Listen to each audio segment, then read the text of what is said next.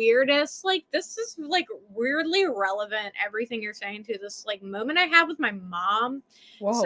when I was 17, somebody tried to put me in their car, like, put me in their van, and my mom horrible. That's horrifying. I'm so sorry. Told my mom, like, 7 years later. And I told my mom, I was like, "Oh, I wanted to tell you this, but it spooks me so badly that I never wanted to tell anyone because Yeah. it's so scary." And I feel like that's, like, the shame aspect. Even though it had nothing to do with me, that's the shame aspect. I told my mom, and she Did they grabbed. try to grab you, or did they try to, like, kind of What happened is that they opened their door. They told me to get in the car. I said, "No, my house is right down there." They told me, like, were threateningly telling me to get in their car, and I said, "No, I live right down the street there." And they were like, "Get in and I'll drop you right back off. Get in and I'll drop you right back off." And they wouldn't leave. So I ended up running back to my house. It was, like, very scary. That's horrifying. I'm so Yeah. sorry. But what, like, the point of me bringing that up was that my mom, I went and told my mom years later, almost a decade Yeah. later, she grabbed both my hands and she said, "Just the same thing happened to me when I was in 5th grade. And I didn't tell anyone about it until, like, 3 years ago." And she was Oh like, my goodness.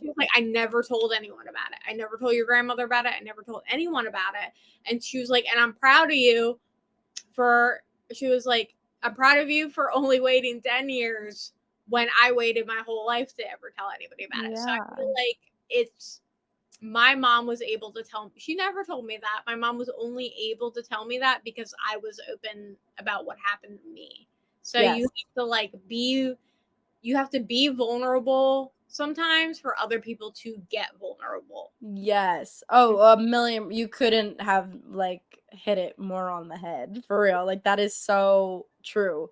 You need to, like, and it sucks, but it's kind of like you need that one person to, like, stand up and be like, Yeah. yeah, like, this happened to me. Like, it's kind of like, with the whole, like, Me Too movement that was happening before.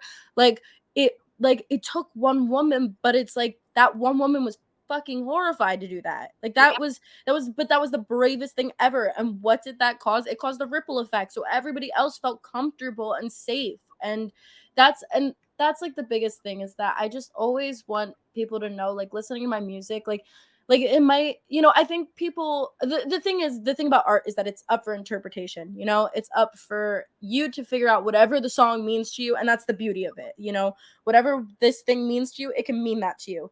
But it's like, when I'm writing about it, like, I want you to know what I'm feeling too. And I want you to know that this is okay to talk about it. Cause I also feel like women for so long were so, like, and still to this day, like, are just silenced when they come out about these stories and not believed and not trusted. Like, there's so many women who do get sexually assaulted or they get raped and they go to the court and they're like, "Oh, well, he's a bright young man." No, we don't give a shit. And it's like, "Oh, thanks." Like, now my whole life is ruined. And now I feel like an asshole because I came out about it and I was trying to be vulnerable and I was trying to be strong and brave. But my message is, I'm proud of everyone and I'm proud of you for talking about it, because it's never such thing as too late to talk about your traumas. Never too late. You can always talk about it no matter what. And